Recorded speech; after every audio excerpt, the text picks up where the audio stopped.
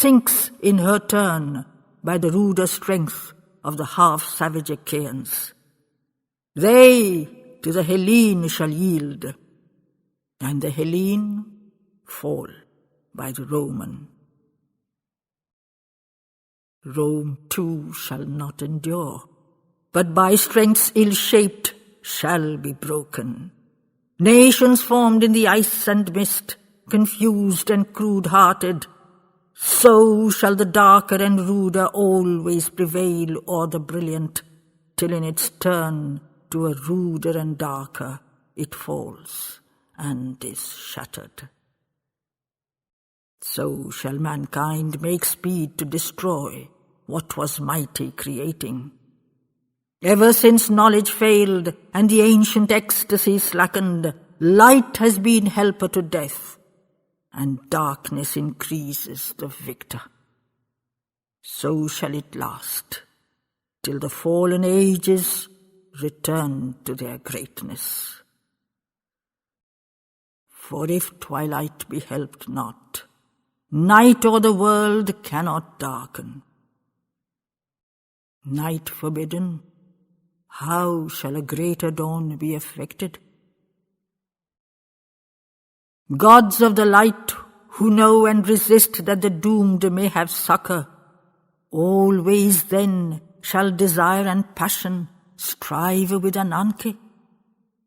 Conquer the cry of your heartstrings, that man too may conquer his sorrow, stilled in his yearnings. Cease, O ye gods, from the joy of rebellion. Open the eye of the soul. Admit the voice of the silence.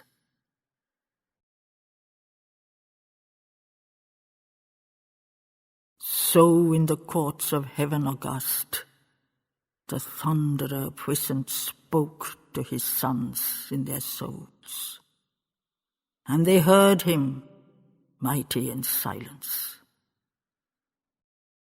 Then, to her brother divine, the white-armed, passionless hearer, Zeus, we remember, thy sons forget, Apollo and Ares.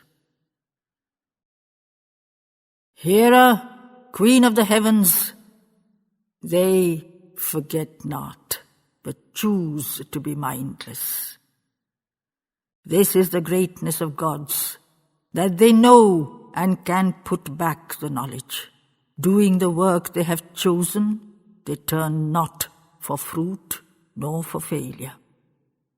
Griefless they walk to their goal, and strain not their eyes towards the ending. Light that they have, they can lose with a smile.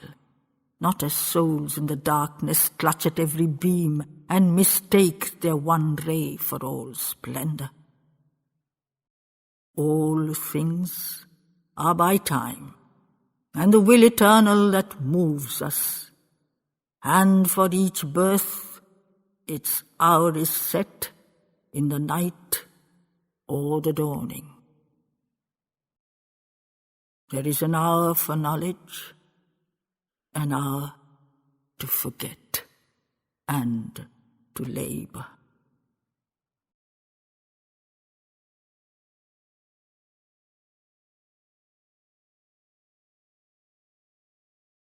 Great Cronion ceased, and high in the heavenly silence rose in their midst the voice of the loud, impetuous Ares, sounding far in the luminous fields of his soul as with thunder. Father, we know, and we have not forgotten. This is our Godhead, still to strive and never to yield to the evil that conquers. I will not dwell with the Greeks, nor aid them, save forced by Ananke. And because lives of the great and the blood of the strong are my portion, this too thou knowest, our nature enjoys in mankind its fulfillment. War is my nature, and greatness and hardness, the necks of the vanquished. Force is my soul, and strength is my bosom. I shout in the battle, breaking cities like toys, and the nations are playthings of Ares. Hither and thither I shove them, and throw down or range on my table. Constancy most I love, nobility, virtue and courage. Fugitive hearts I abhor, and the nature fickle as sea foam. Now, if the ancient spirit of Titan battle is over, Tros fights no more on the earth, nor now Heracles tramples and struggles, bane of the Hydra, or slaying the centaurs or Pelion driven. Now if the earth no more must be shaken by Titan horse hooves, since to a pettier framework all things are fitted consenting, yet will I dwell not in Greece, nor favour the nurslings of Pallas. I will await the sons of my loins, and the teats of the she-wolf, consuls browed like the cliffs, and plebeians stern of the wolf brood, senates of kings and armies of granite that grow by disaster. Such be the nation august that is fit for the favour of Ares. They shall fulfil me, and honour my mother, imperial Hera. Then with an iron march they shall move to their world-wide dominion, through the long centuries rule, and at last, because earth is impatient, slowly with haughtiness perish, compelled by mortality's transience, leaving a Roman memory stamped on the ages of weakness. But to his son far-sounding, the Father high of the immortals, so let it be, since such is the will in thee, mightiest Ares. Thou shalt till sunset prevail, O war god, fighting for Troia. So he decreed, and the soul of the warrior sternly consented. He from his seats arose, and down on the summits of Ida, flaming through space in his cloud, in a headlong glory descended, prone like a thunderbolt, flaming down from the hand of the Father. Thence, in his chariot drawn by living fire and by swiftness, thundered down to earth's plains the mighty, impetuous Ares.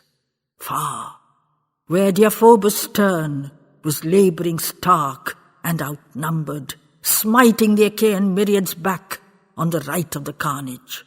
Over the hosts in his car he stood, and darkened the Argives. But in the courts divine, the Thunderer spoke to his children. Ares, resisting a present fate for the hope of the future gods, has gone forth from us. Choose thou thy parts, O my daughter, more than thy brother assailed by the night that darkens all creatures. Choose the silence in heaven, or choose the struggle mid mortals. Golden joy of the worlds, O thou roseate white Aphrodite. Then, with her starry eyes and bosom of bliss, from the immortals glowing and rosy-limbed, cried the wonderful white Aphrodite, drawing her fingers like flowers through the flowing gold of her tresses, calm, discontented, her perfect mouth like a rose of resistance, chidingly budded 'gainst fate, a charm to their senses enamoured. Well do I know, thou hast given my world to Hera and Pallas.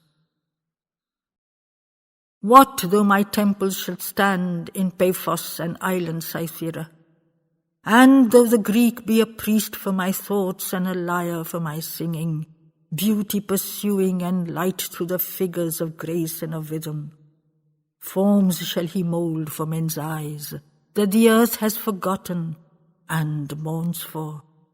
Mould even the workings of Pallas, to commune with Paphia's sweetness. Mould Hephaestus' craft in the gaze of the gold Aphrodite. Only my form he pursues, that I wear for a mortal enchantment. He to whom now thou givest the world, the Ionian, the Hellene, but for my might is unfit, which Babylon worshipped, and Sidon, palely received from the past, in images faint of the gladness once that was known by the children of men, when the thrill of their members was but the immortal joy of the spirit, overflowing their bodies. Wine cups of God's desire. But their clay from my natural greatness falters, betrayed to pain. Their delight they have turned into ashes. Nor to my peaks shall he rise, and the perfect fruit of my promptings, there where the senses swoon, but the heart is delivered by rapture. Never my touch can cling to his soul, nor reply from his heartstrings. Once could my Godhead surprise all the stars with the seas of its rapture. Once the world in its orbit danced to a marvelous rhythm. Men in their limits, gods in their amplitudes, answered my calling. Life was moved by a chant of delight that sang from the spaces, sang from the soul of the vast, its rapture clasping its creatures. Sweetly agreed my fire with their soil, and their hearts were as altars. Pure were its crests, 'twas not dulled with earth, 'twas not lost in the hazes. Then, when the sons of earth and the daughters of heaven together met on lone mountain peaks, all linked on wild beach and green meadow, twining, embraced. For I danced on Taygetus peaks, and o'er Ida naked and losing my golden hair, like a nimbus of glory o'er a deep ecstasied earth that was drunk with my roses and whiteness. There was no shrinking nor veil in our old Saturnian kingdoms. Equals were heaven and earth, twin gods on the lap of Dione. Now shall my waning greatness perish and pass out of nature. For though the Romans, my children, shall grasp at the strength of their mother, they shall not hold the god, but lose in unsatisfied orgies yet what the earth has kept of my joy, my glory, my puissance. Who shall but drink for a troubled hour, in the dusk of the sunset, dregs of my wine Pandemian, missing the Uranian sweetness. So shall the night descend on the greatness and rapture of living. Creeds that refuse shall persuade the world to revolt from its mother. Palace adorers shall loathe me, and Hera's scorn me for lowness. Beauty shall pass from men's work, and delight from their play and their labor. Earth restored to the Cyclops, shall shrink from the gold Aphrodite. So shall I live, diminished, owned but by beasts in the forest, birds of the air, and the gods in their heavens, but disgraced in the mortal. Then to the discontented, rosy-mouthed Aphrodite, Zeus replied, the Father divine, O goddess Astarte, what are these thoughts thou hast suffered to wing from thy rose-mouth immortal? Bees that sting and delight are the words from thy lips, Cytherea. Art thou not womb of the world? And from thee are the thronging of creatures? And didst thou cease, the worlds too would cease, and the aeons be ended. Suffer, my Greeks, accept who accept thee, O gold Dionaean. They in their works of their craft and their dreams shall enthrone thee forever, building thee temples in Paphos and Eryx and island Cythera, building the fane more enduring and bright of thy golden ideal. Even if natures of men could renounce thee, and God do without thee, rose of love and sea of delight, O my child Aphrodite, still wouldst thou live in the worship they gave thee, protected from fading, splendidly statued and shrined in men's works and men's thoughts, Cytherea. Pleased and blushing with bliss of her praise and the thought of her empire, answered as cries a harp in heaven, the gold Aphrodite. Father, I know, and I spoke but to hear from another my praises.